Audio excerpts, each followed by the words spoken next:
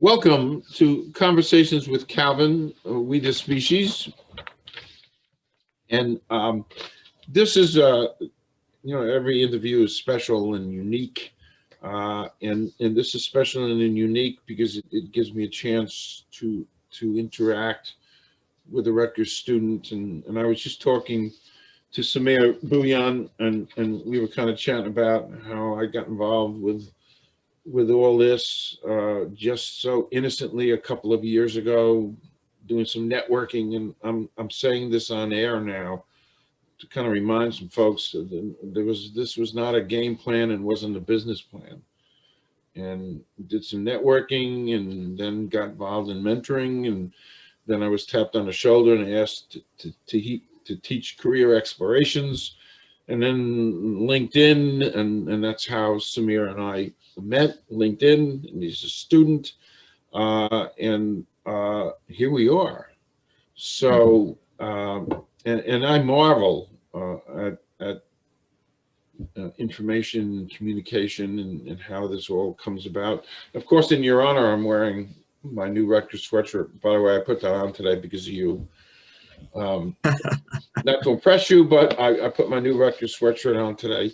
So, SAMEER, why don't you do a little intro, bio, your student, talk a little bit about yourself, and then we'll jump into an interview. Take it away.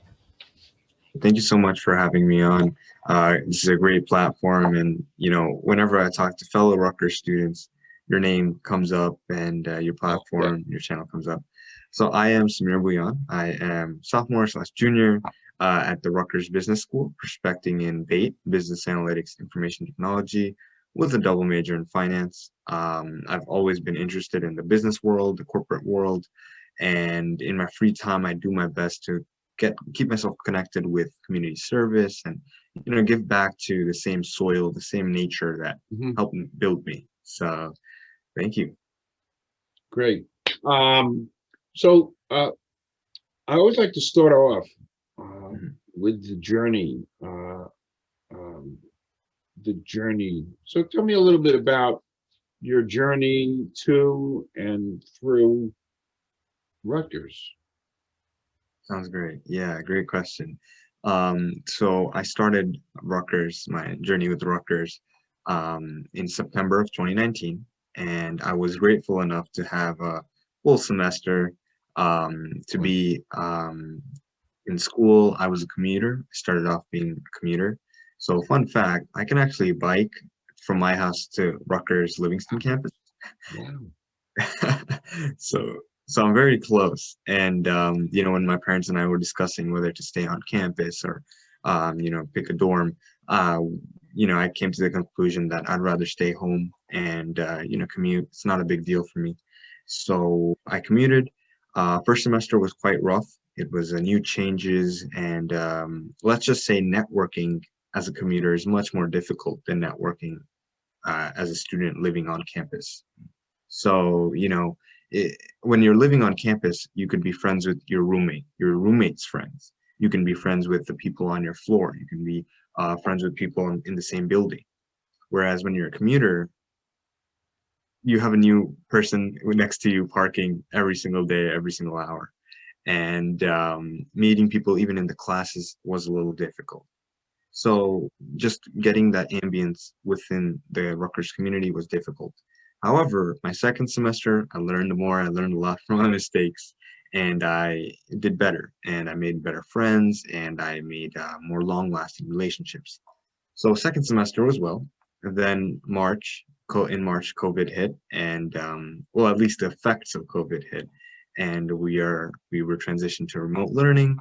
Second semester was all right.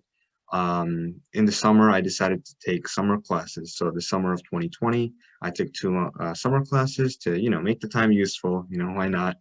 And yeah, and I was lucky to have a small externship going on with AT&T. It was offered to many students who lost the opportunity of having an internship because of the pandemic.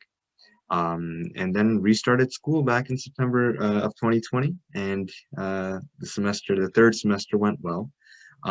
Took on harder classes, had a little more fun being online, I was very happy actually to see that we, you know, you know that the Rutgers family is so diverse and so open in many ways, and even being online, I was able to find new friends, and people were able to welcome me, and same here, I was able to welcome others, and it was great. There's a positive environment that we created, even being strangers. Yeah.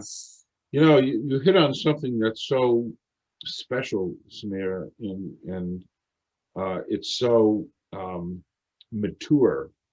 And what you've discovered is what I've discovered. I've been sitting home for 2 years connecting, as I mentioned, you know, with over 14,000 Rutgers people, Mhm. and with one exception, out of 14,000 plus, one. So out of just one exception, but all 13,999 Rutgers people were kind of thrilled with somebody reaching out, another alum, a student alum. In other words, the positivity and there, it's almost, you know, I'm a writer, so sometimes I take uh, literary journeys, but people, I mean, we've got a very special community, Yes. and I don't want to talk about it too long, but and what I did notice so positively, and we just talked about it before we went on air, is you've got a nice base of connections on LinkedIn, Mhm. and LinkedIn's like a bank. Connections are like a bank. It's like the new bank account. When I was a little kid, you know, my mother said, "Save pennies, put it in the bank." And now I'm saying, get connections, and you're so mature that way, and your observations about the community of Rutgers, it really is special. I mean, maybe every school could say that. Um, but anyway, so sometimes I go off on tangents. I got to All control good, all myself. good. So I'm always curious. How did you get into? Was it always part of your radar, business, analytics and finance? Where did that come to you? Sure. So I was actually quite interested in business before entering freshman year of high school. I come from a South Asian community, and in South Asia, so like India, Pakistan, Bangladesh, in that area, um, most kids are more prone to taking on roles in computer science or medical field. Um, Whereas, you know, when I was exposed to that stuff as a kid, I wasn't too happy with it. You know, Well, I didn't want to, it's not that I didn't want to follow the norm, it's also that I also wanted to be happy. I think everyone wants to be happy, right? And, you know, I spoke with my parents. I said, I want to take the time to understand business and learn business. And the more I explored in my freshman year of high school, I took a class called Intro to Business. And I learned more about business. I learned more about the different parts of business. You got marketing, you got finance, hospitality, um, management, right? Business management, entrepreneurship. And so I ended up taking all business courses my 4 years of high school. We have, and I come from Edison, so we're mhm. allowed to pick one elective and one language other than the, you know, standard subjects.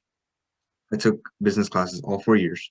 Wow. And towards my junior year, I was thinking about, you know, pursuing higher education, going to a college. And Rutgers, I was scrolling through Rutgers, and as well as I had some seniors at that time were applying for colleges, and they mentioned this program called BAIT. And I'm thinking, who wants to do a major that sounds like fishing, you know, like it's related to fishing and stuff? Like, okay. And I looked into it, and I understood that, you know, it was interesting because what BAIT does, the whole program of business analytics at Rutgers, they take computer science, they take statistics, they take business intelligence, and they take a little bit of human business management, and they combine that all into together one. So my parents are happy because I'm learning some sort of computer science.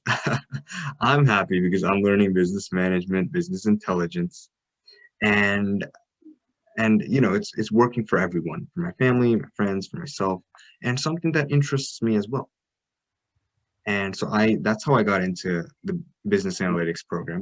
Okay. Finance, it was when I got to Rutgers, I learned that finance is a great way to supplement the program. And since it's in the business school, the best, like, all you have to do to get a double major is just take 7 more classes. Wow. So Wow. to double major and it only takes 7 classes was quite a good bet. And I decided to pursue that. And so here I am. The other thing, because I'm an old-fashioned journalist, so I do my due diligence and my research, and you're involved in a bunch of things at Rutgers, one of which just happened the other day, which I discovered. So, and I think that's wonderful, that the involvement, but there's so many different things. So, talk a little bit about the things you're involved in, and if you miss some of the things, I'm gonna bring them up because I was curious about some things. So you take it away and let's see where we go. No, but I think that's so special, in involvement, and I could lecture on that. I did lecture on that a little bit at Rutgers, but I could lecture on involvement because it's sometimes as good as taking a course. But take it away, Sameer. Sure. So I guess I'll start off with what happened recently. Yeah. I think it would be fitting. So just about a night ago, 2 nights ago, I was grateful enough to get a leadership position for RUSA. RUSA stands for the Rutgers University Student Assembly. Basically, in short, it's the student council, student body for Rutgers students. And especially now, more than ever, we need to have students' voices heard. So I applied to be a member and possibly even have a leadership role back a couple months ago in the Department for Records and Technology. Um, Basically, what happened was this administration, the current administration for RUSA, they're very proactive. What they did is they created this new branch of, I guess you could say, government, student government, in which students have more voice than administrators and all. So there are different departments that the president and his board set up. President LaBelle, great leader. That you have the Department of COVID Recovery. It's set up so that as soon as we come back in September, hopefully, fingers crossed, we can RUSA, the student body, can start disposing information and the necessities needed to have a safe transition from an online schooling to in-person classing. We have a Department of Culture and Art to make sure that diversity is included. We have a Department of Student Affairs, so making sure that the clubs, sororities, all that is being handled and it's being managed well. And then finally, we have another one, which is what I'm part of, and now the assistant director of the Department for Records and Technology. And so my role basically is to help lead and help be part of a team that builds the Rutgers websites that we have, make it more user-friendly, and help it be basically help the user have a better experience. I also will be tasked with cleaning up records from the Google Drive and making it more easy to transfer over to different officials, from the president of Rutgers, Mr. Holloway, to, the chancellors, and even the people, whoever wants to have access to this information. So soon I will be part of a team that does that and helps the Rutgers students, the Rutgers family, in any technological assistance needed. That's recently what has happened. And it's great to be part of Student Assembly, which I'll again get into very soon, having that student voice. Another position that I have is I'm part of fundraising committee for the Rutgers Business Governing Association. Now that's the student body, the student council for just the business school. Every school has it, schools of arts and science, the pharmacy school. So I'm part of the fundraising committee, in which I just have a role in helping out increasing funds and increasing apparel. I was also tasked with the apparel committee. We love to wear Rutgers apparel, so yep. So I've been tasked with that, and it's again a great way to get the voices out for Rutgers Business School. Recently, I'm not sure if you've heard, but we passed the pass no fail amendment. It's more of like a bill where students, especially now, we're having trouble with technological issues, and just this there is an awful transition in the remote environment. So some students aren't able to perform as well as they would being in class. And so the RBGA came up with a plan to help students have this option, whereas if they got a C or C plus, they can convert that to a pass and it won't affect their GPA. And it's helpful for them, for seniors and for juniors who need that GPA requirement for certain jobs. That's the second club. Yes. I mean, by the way, that's brilliant, because I made an observation in once you guys went virtual in March, Mhm. and as I plunged into interacting with more students and eventually doing this platform. But my observation was that your generation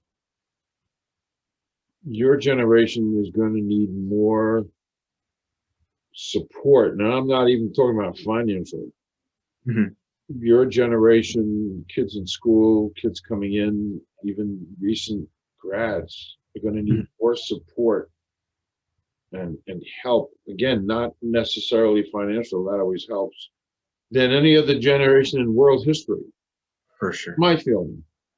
I came out of Vietnam. I was at Rutgers during the Vietnam War, and we had civil rights and women's liberation. We had a lot of things going on, but we were on campus.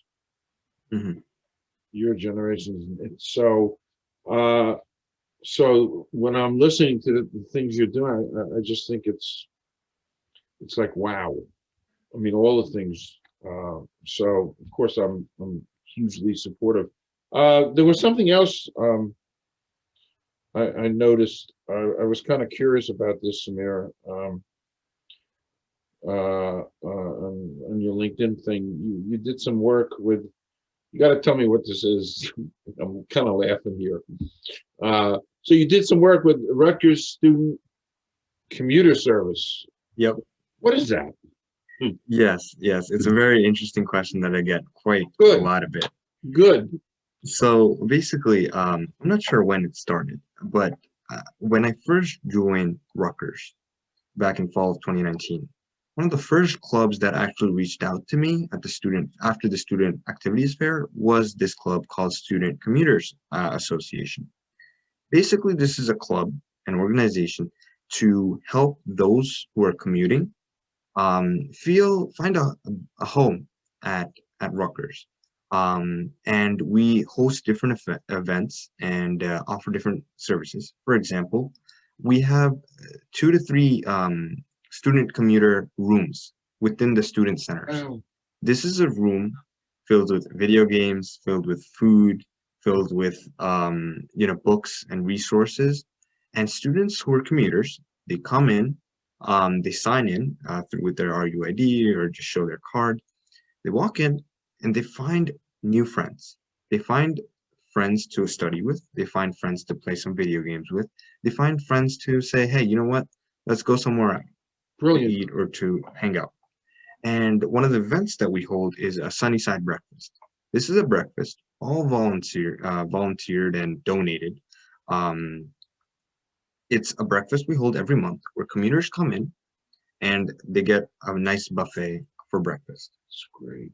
And it's not just because it's free food, but it's also great because it's allowing this small once in a month meetup with fellow people who have similar problems, such as parking, such as being late or having traffic problems, or having car issues. These guys come together, they share information, and they have a good time. Great.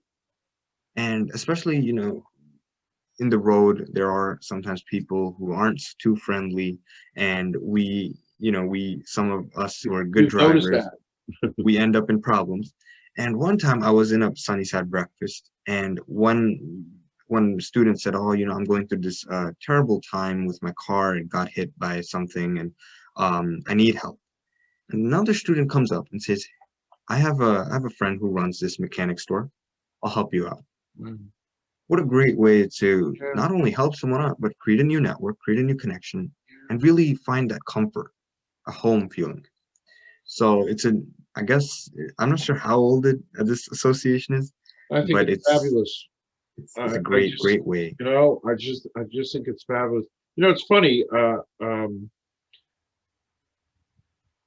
We talked about this before we went on air too.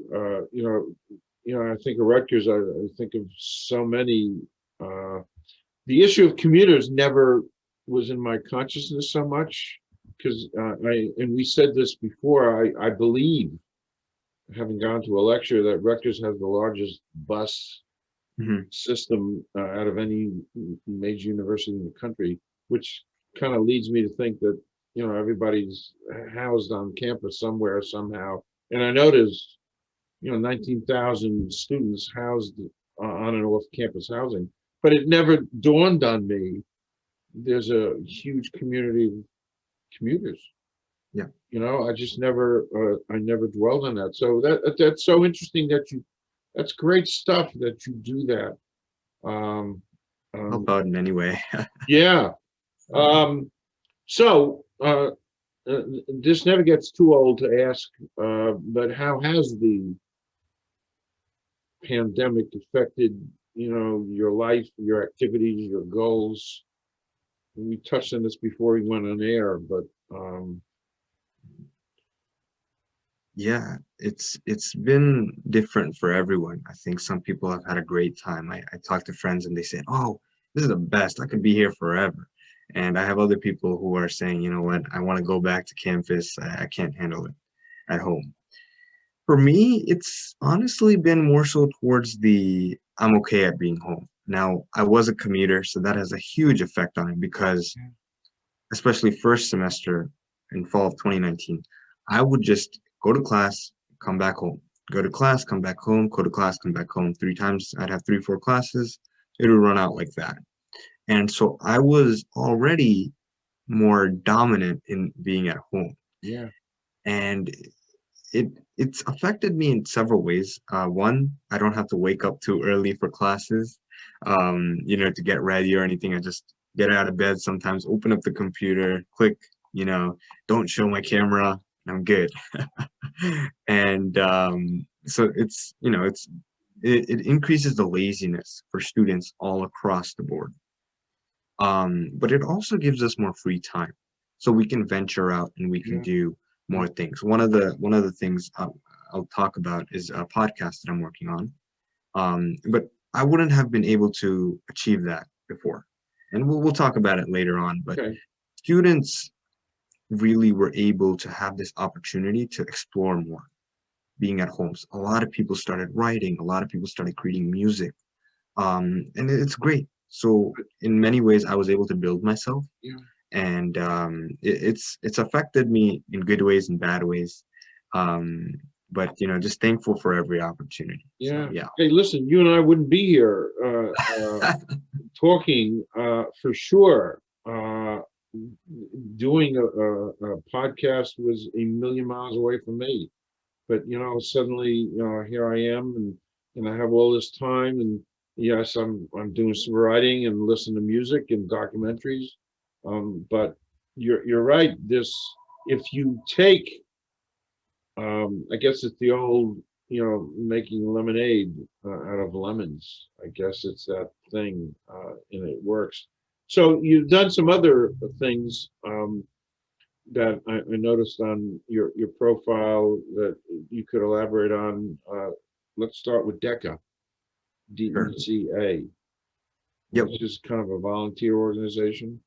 Yeah. So DECA, it stands full form is Distributive Educational Clubs of America. This organization started off to help students in many different educational ways. Over time, it became more centered on business. So DECA is a business revolved club that helps prepare emerging leaders and entrepreneurs in business management, finance, hospitality, Wow. and entrepreneurship. And it's known it has two levels, high school level and the collegiate level. I uh, I was able to be part of the founding team for my high school. Wow. It's been there for a couple of years, Okay. several decades actually, but in my high school, it started off in 2016. So I was just a freshman. And this club has the whole mission of helping prepare emerging leaders. So we do different events to increase the business acumen as well as give back to society. So one of the events that we did was this event called DECA Trade Show. DECA Trade Show is this business. It's a platform kind of, more so allowing clubs in our high school to sell products. So basically, what it was, we were managers of a project. We invited the honor societies and clubs in high school to come in for one day, and one day in our gym, high school gym, set up tables. We'll set up tables. You guys sell products to our students. So it was a marketplace. Okay. We had clubs selling video games. They literally brought in TVs, plugged it in, and they sold video games. Hey, come play this game for $1 for 15 minutes. Big hit, big hit. We had people come and sell food. So Spanish Honor Society sold empanadas. They sold different, like tacos and burritos. We had Italian Honor Society come in with pasta, pizza, That's great. garlic bread. We had a Chinese Honor Society come in with like beautiful Chinese dishes. We had some people selling ice cream. Now this was in May, every year in May. So it was getting hot. People loved ice cream. People loved cold food. People loved hot food. They also loved cold food. So we'd have people selling, clubs selling different food. We were managers, so we took a 10% cut from the revenue. And every club, they had to take care of their costs. They had to take care of their projections, how much they want to earn. We helped them that. We helped teach them, this is what revenue is, this is what cost is, this is what profit means, this is what profit margin is. We help them build their business acumen. Brilliant. And a couple statistics to throw out. In 2017, the gross revenue of just one day, $5,000. Wow. 2018, it was about $7.5 thousand. Wow. And my final year in 2019, it hit around $9,000. Wow. So every year we saw growth, and every year it was becoming more and more exciting. Wow. Unfortunately, this year I was told that the school for now won't be holding it, not just because of COVID, for some faculty issues, and budget issues, and Sure. there are some certain issues. Nevertheless, what you accomplished there was It's a great way to teach students about how to run a business. For DECA members, there's a great way to learn about consulting, right. which is a big thing that's emerging in the corporate world. And it helped teachers also know about that. You know what? Students have the ability to be leaders, and they have ability to bring change in their school environment. That was one of the events. We had competitions. We competed against other schools in New Jersey, and then even internationally. Being that we were a new club, we didn't have too many people go to internationals, but it was a big deal when we did have people going there. But overall, it was an experience that will always stay with my life. And I'm in it right now in college. Like I said, there's a collegiate level. It's also new. It got a whole new transition of board, so everyone's new board members, and we have a meeting tonight actually, around like 9 or something. Cool. But it's a great way to learn. It's a great way to find people. It's a great way to build a new part of you. So yeah. That's fabulous. I'm gonna we have a couple more things I want to do, but I want to just go off topic a little bit and ask a Calvin question. Alrighty. It's only going to require one word answer basically. But anyway, so here's the deal. Excluding, I love to ask this, excluding family and friends. Mhm. somebody living or dead you'd like to spend a day with? Wow. Yeah, that is a wow. It is a wow. It's a great question. I'd spend it with Julius Caesar. Okay. Many reasons, but yeah. I think it's great. Hey, that, by the way, it's a wonderful answer. I mean, I ask this a lot because I find it an interesting question. And that's the first time Julie's popped up. So that's good. That's great. Okay. Now let's, I'm assuming this is your podcast, REAQT. Yeah. So why don't you kind of talk about that? For sure. Because you're a fellow podcaster. So talk a little bit about REAQT and we can kind of wind down from there. Yeah, so REAQT is a podcast that I started in May of 2020. And what happened was in the spring semester of 2020, so my second semester, I took a class called Intro to Management, and the class was really more run by the teacher assistants, the TAs, than it was run by the professors, which is a great way to run a class.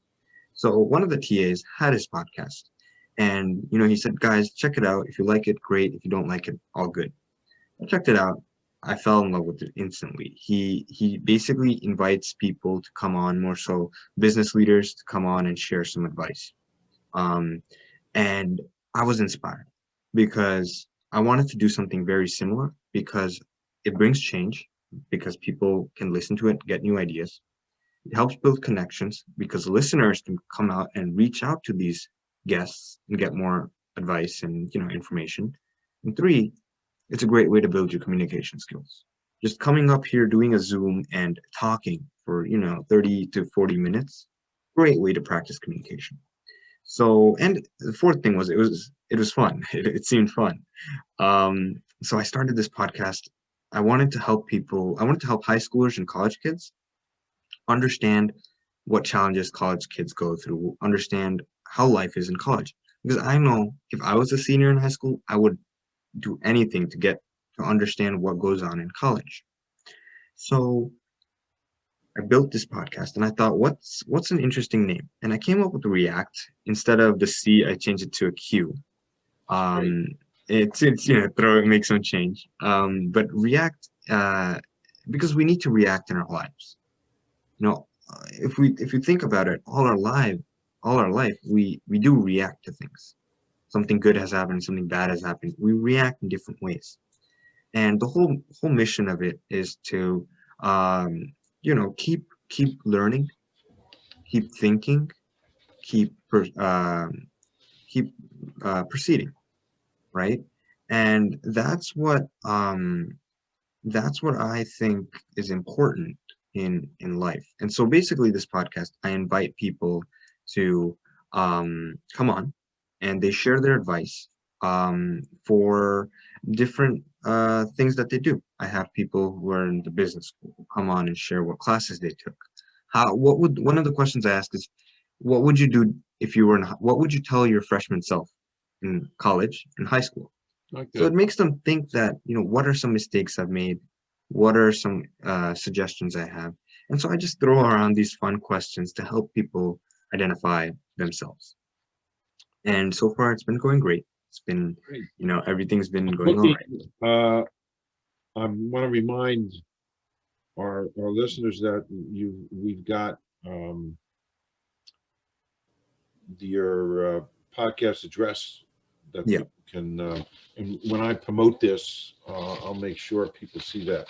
So I think we're going to kind of wrap up. I think we've covered the essence of SAMEER and your journey. And by the way, this has been fabulous. And Yes. and as we said before we went on air, to be continued, because this will evolve. You're going to evolve because you're a young guy. You're going to evolve. This channel I'm doing is going to evolve, and I'll always be here for you. And I can't thank you enough Thank you. for being here, for your passion, your energy, and sharing this I really look forward to this because I look forward to interacting, especially with Yes. students. Two things I want to say right before we Yes, wrap it. yes. One club I missed out, Rutgers Road to Silicon Valley. It's a brand new platform to help for entrepreneurship. Everyone should check it out. Yes, yes. I wanted And to about it's that. all good. Yeah, it's an entrepreneurship platform. Just wanted to throw it out because it really is helping you create a legacy. And yeah, I just wanted to throw that out, and I want to thank you for allowing me to come on Oh and share no, my. this was a big thrill for me. Yeah, and I had it written down in my notes, the Good. road to Silicon Valley, and thank you for reminding me about that. I'm not perfect. So, Sameer, to be continued, thank you Yes, so sir. much. Good luck this semester, and you and I will talk. And now Yes, sir. I'm gonna sign off.